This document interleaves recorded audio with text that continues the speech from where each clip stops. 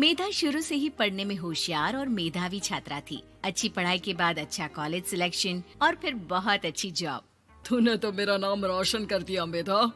अरे लेकिन ये जो काम करने का तरीका है ना, इसे बदल ले। 18 घंटे काम करेगी तो कल को बच्चा कैसे संभालेगी? तुम्हारी तरह पागल नहीं हूँ माँ, जो बच्चे और परिवार में फंस जाऊँ। मैं तो जिंदगी खुल कर जीऊंगी। सब कहने की बात होती है बेटा, अपने बच्चे का सुख हर कोई चाहता है। वक्त बीतता है और मेधा की शादी हो जाती है। शादी के कुछ सालों में ही मेधा एक सुंदर से बेटे की माँ बन जाती है। अरे यार, मेरी मैटरनिटी लीव खत्म हो रही है, क्या करे? माँ भी नहीं आ सकती, कैसे मैनेज करूँ? ऐसा करते हैं, इसके लिए एक केयर टेकर रख लेते हैं, वो देखा करेगी इसे। मेधा को पति की बात जंच जाती है और वो केयर टेकर की तलाश शुरू कर देती है। एक दिन उन लोगों के घर एक महिला आती है जो दिखने में पढ़ी लिखी लगती है। जी, क्या काम है आपको? मैम, मेरा नाम स्नेहा है। आपका एड देखा केयर टेकर का, क्या मैं आपके यहाँ काम कर सकती हूँ? हाँ, क्यों नहीं, लेकिन आप तो अच्छे घर की लगती हैं, फिर नौकरी क्यों?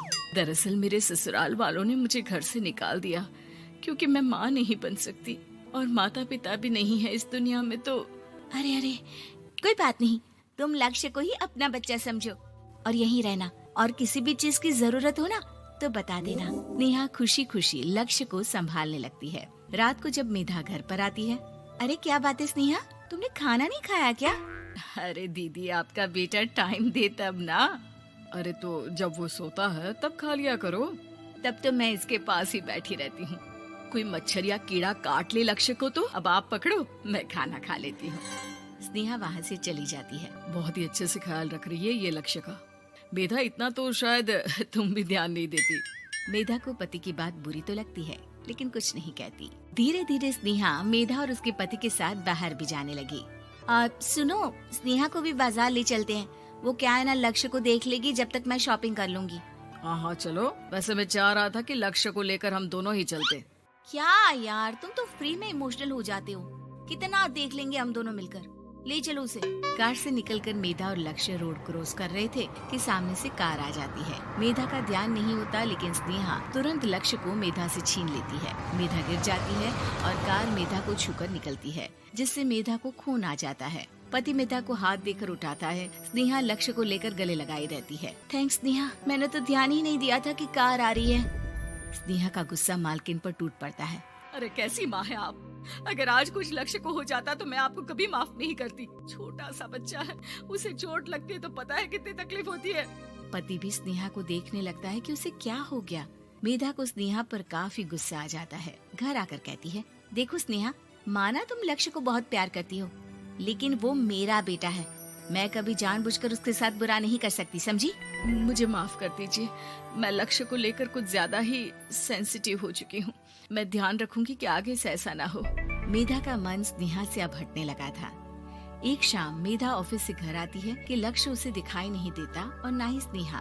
वो स्नेहा के कमरे में जाती है जहाँ दोनों सो रहे होते हैं। अरे स्नेहा, लक्ष्य को आज इस कमरे में क्यों सुला दिया? दीदी, मुझे नींद आ रही थी, ऐसे में उसे कमरे में अकेले लिटाना मुझे ठीक नहीं लगा। मेधा बच्चा उठाने लगती है कि स्नेहा टोक देती है। रहने दीजिए ना दीदी, सो रहा है, फालतू में नींद खराब हो जाएगी। मेधा को गुस्सा आ जाता है और वो बच्चा उठाकर वहाँ से चली जाती है। अगले दिन मेधा स्नेहा को बुलाती है, साथ में एक और लड़की खड़ी होती है। स्नेहा, अब तुम अपना कुछ और देख लो, हम लोगों को नई केयर टेकर मिल गई है, तुम इस हफ्ते घर छोड़ देना। स्नेहा का मन लक्ष्य को छोड़ने का नहीं करता, लेकिन नौकरी तो नौकरी होती है ना। स्नेहा घर से चली जाती है। धीरे धीरे महीने और साल बीतते जाते हैं और लक्ष्य एक नौजवान लड़का हो जाता है। लक्ष्य, आज मुझे मंदिर जाना है, ले चलोगे? ठीक है माँ, एक काम करके अभी वापस आता हूँ, तब तक आप और पापा दोनों तैयार हो जाइए। दोनों तैयार होकर बैठ जाते हैं, लेकिन लक्ष्य काफी देर तक नहीं आता। अरे मेधा, फोन तो करो लक्ष्य को, देखो क्या हो गया उसे। मेधा फोन करती है तो पता चलता है कि लक्ष्य का एक्सीडेंट हो गया है और वो सिटी अस्पताल में है। जल्दी चलिए, पता नहीं कैसा होगा मेरा बेटा।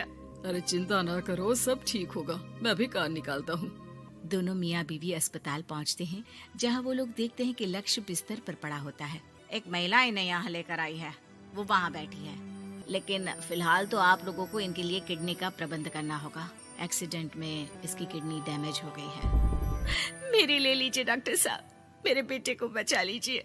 नहीं नहीं, आप माँ हैं, आपकी नहीं ले सकते, पिता की भी नहीं। आप किसी रिलेटिव या दोस्त से पता कर लें और हाँ थोड़ा जल्दी करें क्योंकि देर होने से मामला बिगड़ सकता है।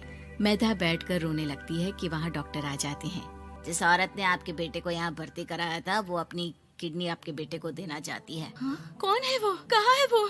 तभी वहाँ स्नेहा आ जाती है। स्नेहा तुम?